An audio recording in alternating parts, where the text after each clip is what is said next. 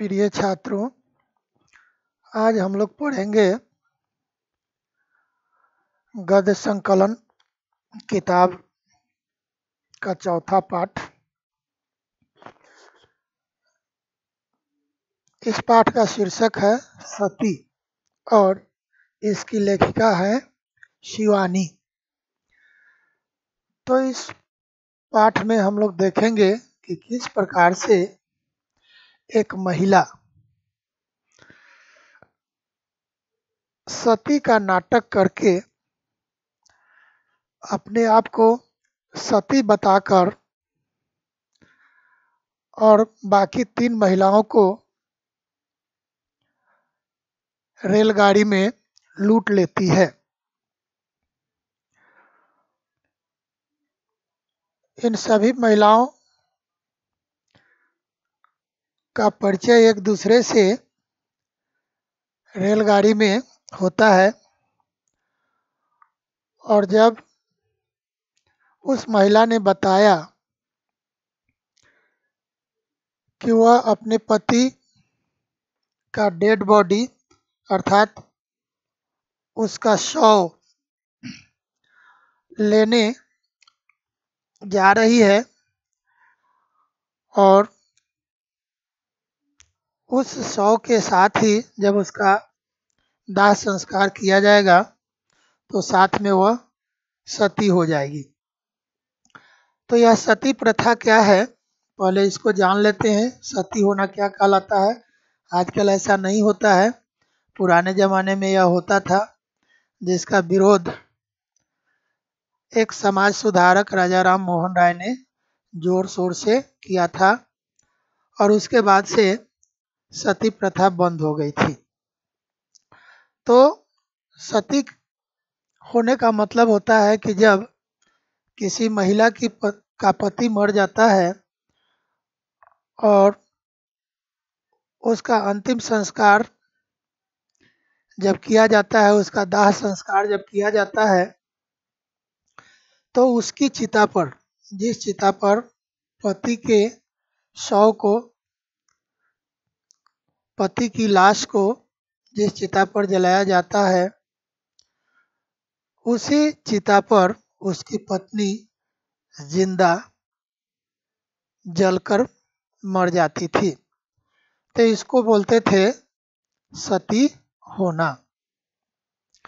तो जब उस महिला ने कहा कि वह सती हो जाएगी, अपने पति के साथ सती हो जाएगी, तो बाकी की 3 महिलाओं ने उसके प्रति बहुत सहानुभूति दिखाई, सिंपैथी दिखाई, उसको ऐसा करने से रोकने की कोशिश की।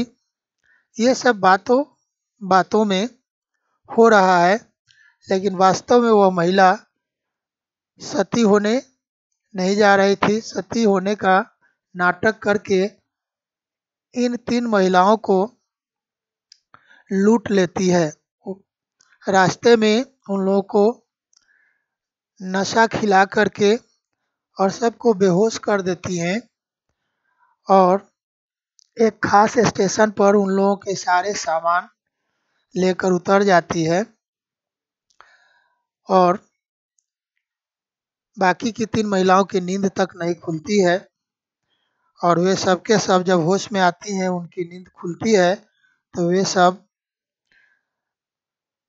भौचक्का रह जाती हैं कि वह सती वहाँ से गायब है और साथ साथ इनके सारे सामान भी गायब हैं। तो आइए हम लोग अब कहानी के अंदर चलकर देखते हैं। कहानी का सारांश तो इतना ही है। मूल रूप से इस कहानी का उद्देश्य यही है बताने का कि महिलाएं बहुत भावुक होती हैं, बहुत जल्दी ही किसी के प्रति सहानुभूति जताने लगती हैं और जिसका परिणाम होता है कि वे लूटी जाती हैं, उनके सारे सामान लूट लिए जाते हैं। तो आगे हम लोग अब देखेंगे इसमें कि किस प्रकार से बाकी घटनाक्रम चलता है। तो आइए देखते हैं कहाँ से कहानी शुरू होती है। गाड़ी ठसाठस भरी थी। स्टेशन पर यात्रियों का उफान सा उमड़ रहा था। कहने का कि जिस स्टेशन से इन लोगों को गाड़ी पकड़नी थी, इन महिलाओं को, उस स्टेशन पर तीर्थ यात्रियों का उफान उमड़ रहा था। कहने का मतलब कि बहुत सारे तीर्थ यात्री वहाँ थे और गाड़ी पहले से ही ठसाठस भरी हुई थी और अब इन लोगों को उसमें चढ़ना है। तो ये स्टेशन पर इतनी भीड़ क्यों थी और गाड़ी ठसाठस क्यों भरी थी, उसका कारण क्या है? देखिए, एक तो माघ की पुण्यतिथि में अर्धकुंभ का मेला, आप सभी जानते हैं 12 वर्ष पर कुंभ का मेला लगता है और 6 वर्ष पर अर्धकुंभ, है ना। ये अर्धकुंभ प्रयाग में लगता है कुंभ का मेला। तो यह उत्तर प्रदेश में है। तो 12 साल पर जो लगता है उसको बोलते हैं कुंभ और 6 साल पर लगता है उसको बोलते हैं अर्धकुंभ। 12 का आधा 6 होता है। तो और यह 1 महीने तक चलता है और खास में माघ महीना की जो पूर्णिमा की जो तिथि होती है, उस दिन ज़्यादा से ज़्यादा लोग स्नान करने पहुंचते हैं। तो उस दिन काफ़ी भीड़ होती है। तो वहीं का यह दृश्य है, उसी के बारे में यहाँ बताया जा रहा है। और उस पर भी प्रयाग का स्टेशन, क्योंकि यह प्रयाग में ही लगता है मेला। मैंने रिजर्वेशन स्लिप में अपना नाम ढूंढा और बड़ी तसल्ली से अन्य 3 नामों की सूची देखी। चलिए, तीनों महिलाएं ही थी। पुरुष सहयात्रियों के नासिका गर्जन से तो छुट्टी मिली। अब देखिए, यहाँ ये सती शिवानी जो हैं वो लिख रही हैं कि इन्होंने रिजर्वेशन स्लिप देखा, बाहर चार्ट जब लगा हुआ था तो जो कंपार्टमेंट में जो आसपास जो बैठने वाले यात्री थे, ट्रैवलर्स थे, उसमें बाकी जो थी वे सब महिलाएं थी। तो इनको तसल्ली हुई, यह सोचकर तसल्ली हुई कि कम से कम हम जिस कंपार्टमेंट में यात्रा करेंगे उसमें बाकी जो यात्री हैं वे महिलाएं ही हैं, तो कंफर्टेबल है महिलाओं के साथ महिलाएं। और यदि इनका ये मानना है कि यदि उसमें कोई पुरुष यात्री होंगे तो जब उनकी नींद आ जाती है तो वे नासिका गर्जन का मतलब हुआ स्नोरिंग। जब वे सांस लेते हैं तो खर्राटे भरते हैं, खर्र खर्र की, तो उसे छुट्टी मिली। कहने का मतलब कि बाकी सारी महिलाएं हैं। 2 महिलाएं आ चुकी थी, 4 आदमी उस कंपार्टमेंट में बैठने वाले थे, जिसमें एक तो खुद लेखिका हैं और 2 और महिलाएं आ चुकी हैं। एक, जैसा कि मैंने नाम से ही अनुमान लगा लिया था, महाराष्ट्री थी।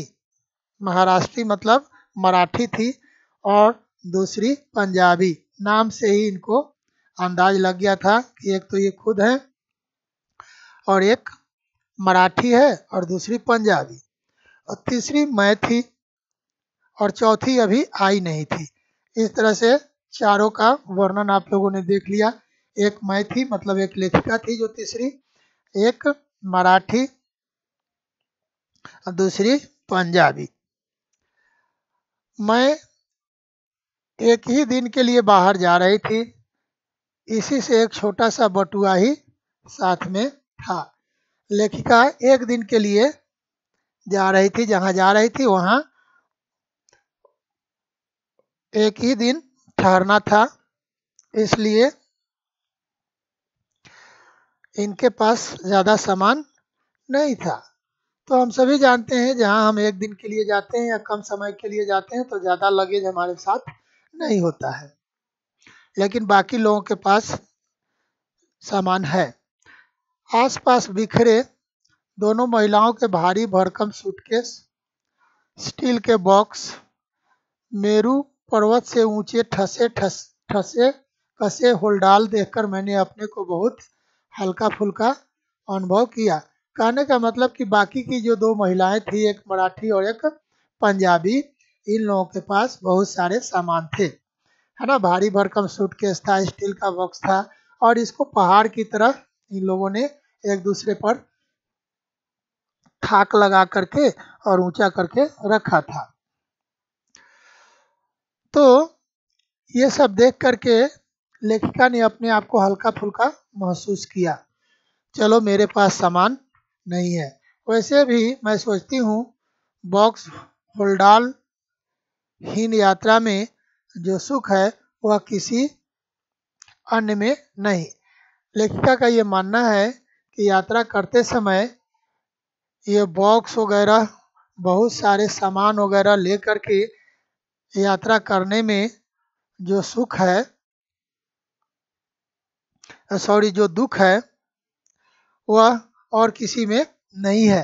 तो यहाँ उन्होंने कहा कि बॉक्स और होल्डाल हीन मतलब इन सबों के बिना, विदाउट दीज ऑल थिंग्स, यात्रा करने में जो सुख है वह किसी और में नहीं है।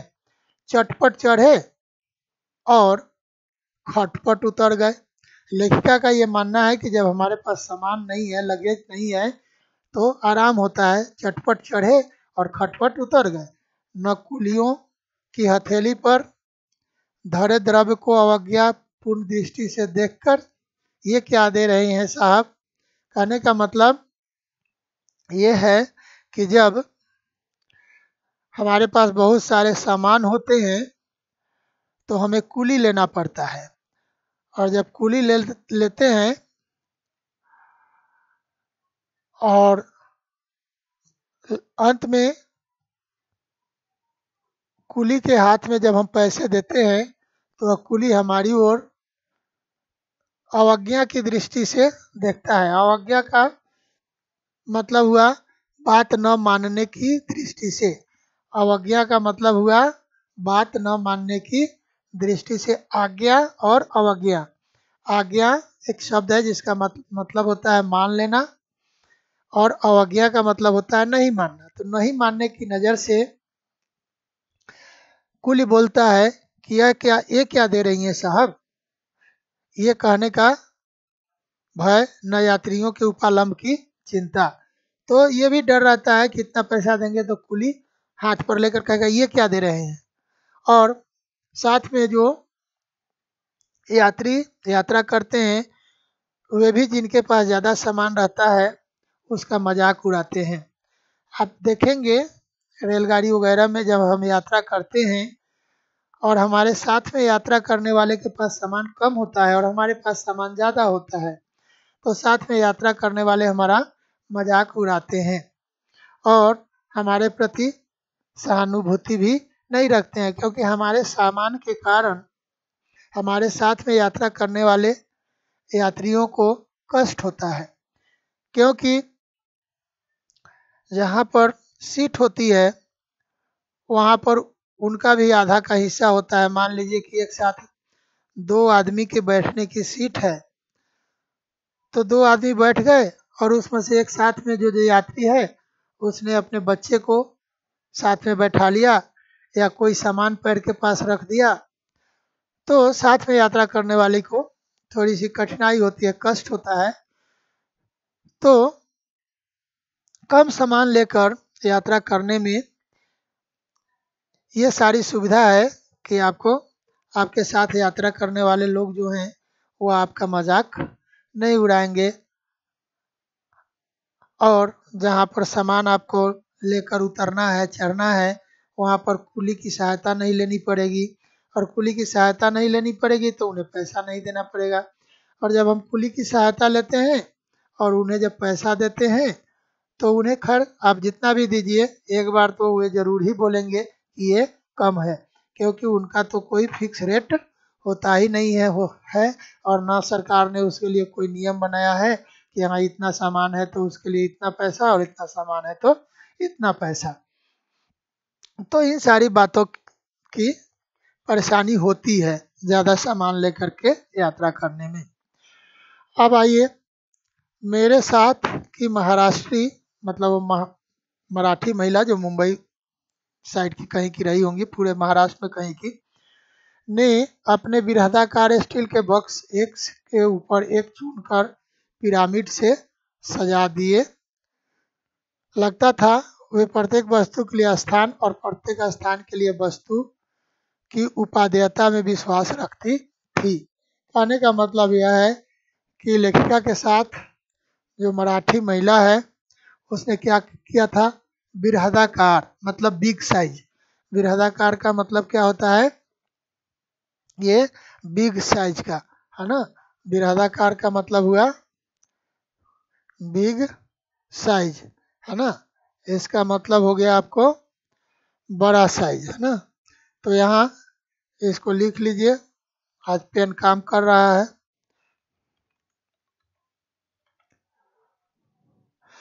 तो ये स्टील के बॉक्स के ऊपर दूसरा बॉक्स चून कर, मतलब एक दूसरे के पास जैसे दीवार लगाते समय एक ईंट के ऊपर दूसरी ईंट, दूसरी ईंट के ऊपर तीसरी ईंट जो रखते हैं, उस प्रकार से उस महिला ने क्या किया था, एक बॉक्स के ऊपर दूसरा, दूसरा के ऊपर तीसरा करके सजा के रख दिया था। इस तरह से लगता है कि जैसे उस महिला ने हर स्थान के लिए वस्तु और हर वस्तु के स्थान को चुन लिया था और उसकी उपादेयता मतलब यूटिलिटी, उपादेयता मतलब यूटिलिटी में विश्वास रखती थी। तो यहाँ इसका भी मतलब हम लोग लिख ही लेते हैं।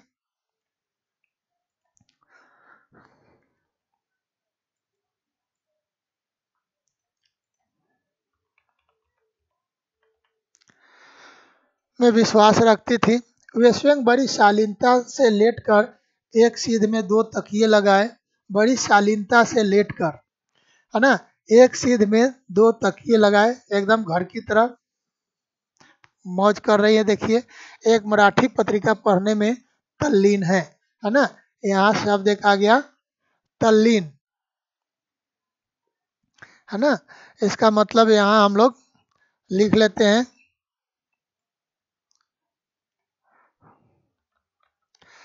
तो ये दो तकिए लगा करके और एक मराठी पत्रिका लेकर के पढ़ने में ये तल्लीन हो गई, बिजी हो गई। दूसरी जो पंजाबी महिला है उसके पास एक सूटकेस है, एक टोकरी और एक बिस्तरा ही था, पर तीनों बेतरतीबी से बिखरे पड़े थे। कहने का मतलब यह है कि इनके पास जो पंजाबी महिला हैं उनके पास एक सूटकेस है और एक बास्केट है और एक बेडिंग है, और ये तीनों बेतरतीब ढंग से, बेतरतीब ढंग का मतलब होता है एक यहाँ बिखरा है तो दूसरा वहाँ पड़ा है तो तीसरा कहीं और पड़ा है, उसको बोलते हैं बेतरतीब ढंग से। उनका एक सुराही दान जिसकी एक टांग अधिकांश सुराही दानों की भांति कुछ छोटी थी, बार बार लुढ़क कर उनको परेशान किए जा रहा था। सुराही दान बोलते हैं जिसमें सुराही को रखते हैं। सुराही पानी रखने का एक मिट्टी का बर्तन होता है जो लुढ़क न जाए, इसलिए उसके लिए एक स्टैंड होता है। तो वह जो स्टैंड था उसकी एक टांग छोटी थी जिसके कारण वह इधर से उधर लुढ़क रहा था, तो लुढ़कने के कारण लेखिका परेशान हो रही थी। वे बेचारी चश्मा उतार कर रखती, हाथ की जासूसी अंग्रेजी पुस्तक जिसे पढ़ने में उन्हें पर्याप्त रस आ रहा था औंधी कर बर्थ पर टिकाती, झुझलाकर सुराहीदान ठिकाने से लगाकर जैसे ही हाथ की पुस्तक में रस की डुबकी लगाती कि सुराहीदान फिर लुढ़क जाता। कहने का मतलब कि जो पंजाबी महिला थी वह एक जासूसी इंग्लिश बुक पढ़ रही थी, जासूसी इंग्लिश बुक पढ़ रही थी। तो जब सुराही दान लुढ़क जाता तो वो क्या करती, किताब को उलट करके बर्थ पर रख देती, फिर अपना चश्मा उतार कर रखती और तब जाकर के फिर झुझलाकर मतलब गुस्सा करके उस सुराहीदान को ठीक करती और उसके बाद फिर उस किताब के रस में डुबकी लगाती। कहने का मतलब कि उस किताब को पढ़ने में जो उनको आनंद आता था, फिर वह उस किताब की कहानी का आनंद लेने लगती। मुझे उनकी उलझन देखकर बड़ी हंसी आ रही थी। उनकी उलझन, उलझन मतलब परेशानी, उनकी परेशानी देख करके हंसी आ रही थी। कौन सी परेशानी? वही जो बार बार सुराही दान लुढ़क जाता था और फिर वे उसे सीधी करती थी, फिर पढ़ने में लग जाती थी, फिर सुराही दान लुढ़क जाता था और फिर वे उसके ठीक करती थी, फिर पढ़ती थी। वैसे मैं उनकी परेशानी काफ़ी हद तक दूर कर सकती थी क्योंकि सुराही दान मेरे पास ही पड़ा था। लेखिका का यह मानना है कि मैं यदि चाहती तो उनके उलझन को अर्थात उनकी परेशानी को बहुत हद तक दूर कर सकती थी क्योंकि सुराही दान उनके पास ही रखा हुआ था। वे चाहती तो उसको अपने पैर से टिका देती या अपने दीवार से जिधर बैठी थी तो बर्थ के दीवार से या रेलगाड़ी के साइड में जो डब्बा है उसके दीवार से उसको टिका देती, उलझन को दूर कर सकती थी। लेकिन आगे देखेंगे, लेकिन क्या है, ऐसे लोगों से सहानुभूति कौन रखेगा। मैं उसकी लंगड़ी टांग को अपनी बर्थ से टिकाकर लुढ़कने से रोक सकती थी। जो उस सुराहीदान की जो लंगड़ी टांग है, कहने का मतलब जो टूटी हुई टांग है, उसको अपने बर्थ से यदि टिका देती तो वह लुढ़कने से बच सकती थी।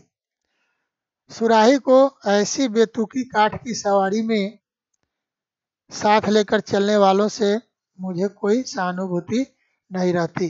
कहने का मतलब कि सुराही को उस तरह से एक काठ की सवारी में, कहने का मतलब काठ की जो सवारी है, अब ये काठ की सवारी क्या है? सुराही दान, सुराही का जो स्टैंड है वह, उसमें जो लेकर चलती है उससे मुझे कोई सहानुभूति नहीं रहती है। कहने का मतलब कि आप जब यात्रा कर रहे हैं तो पानी जब लेना है तो किसी एक बोतल में ले लीजिए या किसी वैसे बर्तन में ले लीजिए कि लुढ़के नहीं, उसका ढक्कन भी बंद हो। लेकिन ये शौक से स्टैंड और सुराही और उसमें पानी ये सब लेकर के चल रही थी। पंजाबी महिला संभवतः किसी मीटिंग में भाग लेने जा रही थी क्योंकि उनके साथ एक मोटी सी फाइल भी चल रही थी। तो लेखिका ने लिखा, अंदाज लगाया कि ये जो पंजाबी महिला है शायद किसी मीटिंग में जा रही है क्योंकि उनके साथ एक फाइल भी थी जिसे खोल वे बीच बीच में हिल कर कुछ आंकड़ों को पहाड़ों की भांति रटने लगती और फिर बंद कर उपन्यास पढ़ने लगती। तो जिसे लेखिका ने अंदाज इससे लगाया कि वो मीटिंग में जा रही थी क्योंकि बीच बीच में वे फाइल को खोलती थी और उसमें से कुछ आंकड़ों को अर्थात डेटा को पहाड़ों की भांति, टेबल जो हम लोग टेबल पढ़ते हैं ना, 2 2 दूनी 4 2 3 6 2 चौके 8 2 5 10, ये जो पहाड़ा पढ़ते हैं, जो टेबल्स आप लोग पढ़ते हैं अंग्रेजी में 2 1 या 2 2 2 या 4, उस तरह से कुछ आंकड़ों को पढ़ती और फिर उसको रख देती और फिर उपन्यास पढ़ने लगती। उनकी सलवार कमीज दुपट्टा यहाँ तक कि रुमाल भी खद्दर का था और साथ शायद उसी के संघर्ष से उनकी लाल नाक का सिरा और भी अबीरी सा लग रहा था। लेखिका का यहाँ कहना है कि ये जो महिला जो थी पंजाबी महिला, उनकी सलवार कमीज दुपट्टा और यहाँ तक कि रुमाल सब खादी का था, है ना। और खादी कपड़ा जो होता है वो थोड़ा खुरदरा होता है, खुरदरा मतलब रफ होता है। तो शायद उसी रफ रुमाल से बार बार पोंछने के कारण शायद उनकी नाक का जो आगे वाला जो सिरा है, जो पॉइंटेड पार्ट होता है जो नाक का, वह और लाल लग रहा था, अबीरी लग रहा था, मतलब लाल लग रहा था। उनके चेहरे पर रोब था किंतु लावण्य नहीं। रोब था, लावण्य मतलब सॉफ्टनेस, कोमलता उनके चेहरे पर नहीं था। रंग गोरा है किंतु खाल में हाथ की बुनी खादी का शाही खुरदरापन था। लेकिन खाल, खाल मतलब स्किन है ना, उनकी स्किन जो थी वो काफी रफ थी। तो देखते हैं, फिलहाल इसमें इतना ही रखते हैं क्योंकि वीडियो बड़ा होता जा रहा है। अब हम लोग आगे इसको देखेंगे दूसरे लेसन में। धन्यवाद।